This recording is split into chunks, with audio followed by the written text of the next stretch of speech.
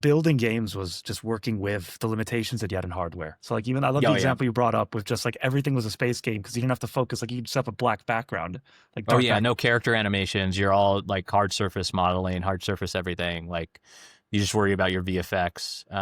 You worry about yeah.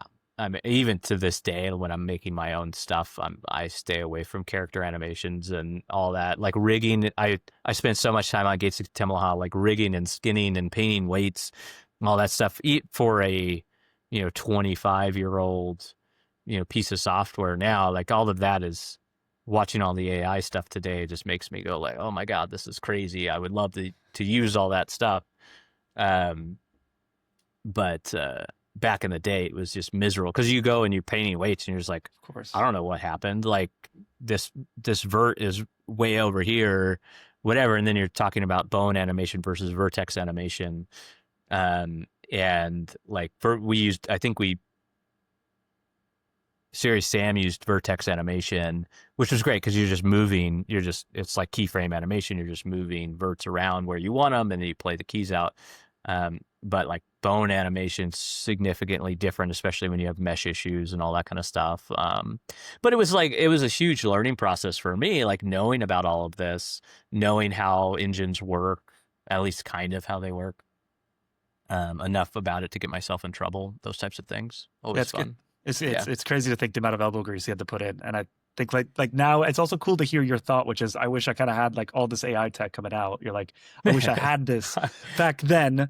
But would you, I guess the question is, and maybe this is a tough one, but would you have learned the same amount if you had that AI like doing everything for you? Because I think there's something I think that you I would learned have from there.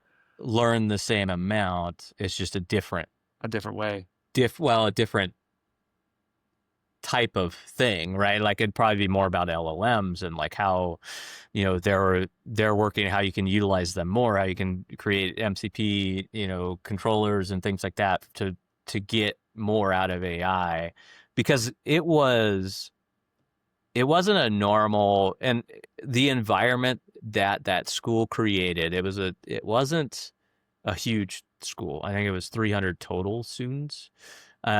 In basically a warehouse, or not a warehouse, it was an old Boeing building in Sunnyvale.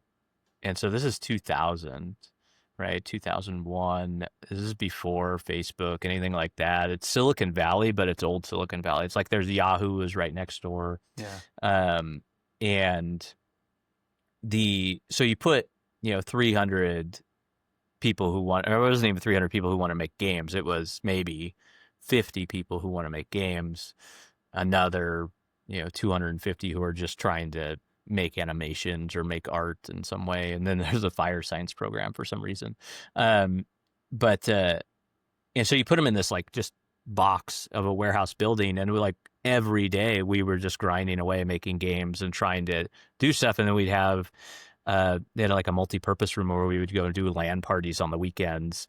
And if it wasn't like a LAN party, we would be off at somebody's apartment doing production weekends, is what we called them, where we would just work and you just grind, like you're just working all day because everybody loved it and it was fun to do. And you play games at night, and it's kind of like another LAN party that you're doing.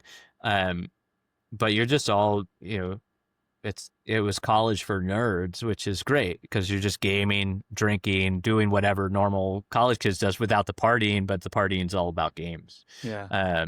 Which was a fun.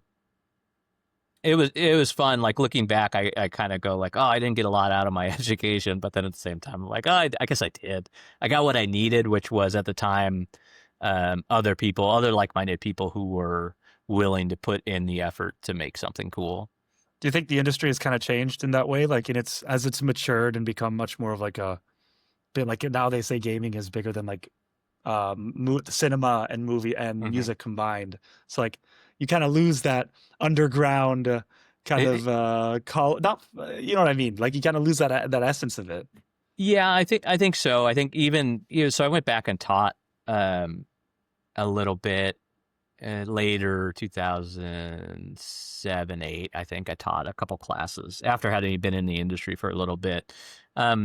And it is interesting as you get into more engines like Unreal or Unity or with all the AI tools, and kind of going back to what you were originally talking about, where it's like, do you do you miss out on some of that lower level knowledge because you now have these tools and things that make it easier?